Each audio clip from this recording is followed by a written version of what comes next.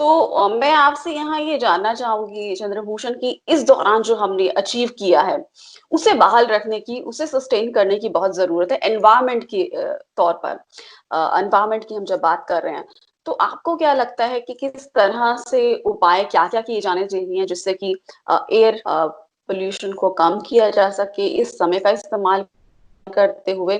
और यहाँ हम कुछ ऐसी चीजें सख्ती से कड़ाई से लागू करें, साथ ही हमारा पानी साफ रहे, हमारे फॉरेस्ट बढ़े, ताकि हम जिसका अल्टीमेट फायदा आम लोगों को ही होने वाला है। आपका स्वास्थ्य अच्छा होगा, आप साफ हवा में सांस लेंगे और पानी आपको साफ मिलेगा और प्रकृति की खूबसूरती भी आपको देखने को मिलेगी। देखिए, मेरा पहला ये होगा कि आप जो भी रूल्स हैं इंडस्ट्रियल पोल्यूशन पे बहुत स्ट्रिक्टली इन्फोर्स करें।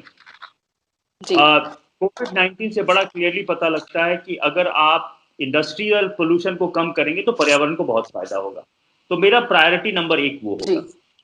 मेरा प्रायोरिटी नंबर इकोलॉजिकल रिस्टोरेशन पे होगा कि जैसे कि आपने भी उस चीज़ को रिपीट किया है कि इससे कोविड-19 के बाद लोगों को रोजगार भी मिलेगी और हम पर्यावरण को सुधार करेंगे। तो हमें लार्ज स्केल इकोलॉजिकल रिस्टोरेशन पे काम करने की ज़रूरत है कोविड-19 के बाद।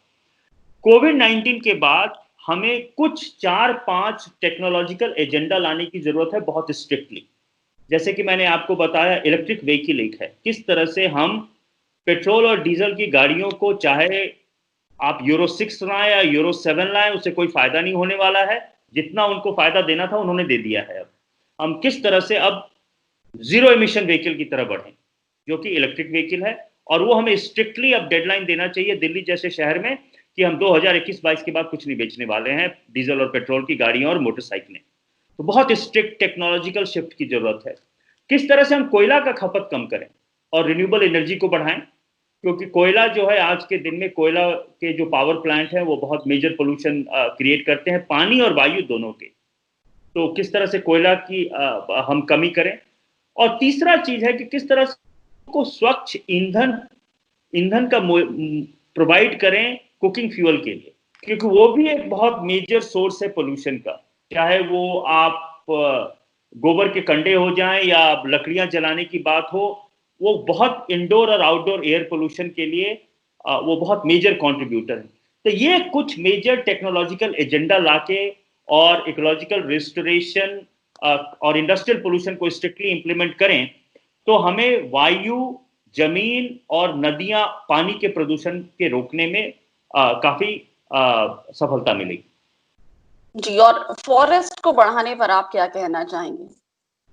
देखिए, फॉरेस्ट का बढ़ाने का तो बहुत ही सिंपल है कि हम फॉरेस्ट को कम काटें और जहां भी मौका मिले हम फॉरेस्ट को उगाएं और लोगों के साथ मिल के उगाएं, क्योंकि ये भी बात बहुत जानना जरूरी है कि जो हमारे आदिवासी समुदाय हैं वो फॉरेस्ट पे डिपेंड करते हैं, लेकिन वो फॉरेस्ट को प्रोटेक्ट भी करते हैं। तो किस जी तरह से हम फॉरेस्ट बढ़ाएं जो कि लोगों के साथ, उससे लोगों की जीविका भी बढ़े और फॉरेस्ट भी बढ़े, तो एक तरह से वो सोने पे सुहागा होगा और वो पॉलिसी हमारे देश में काम करेगी।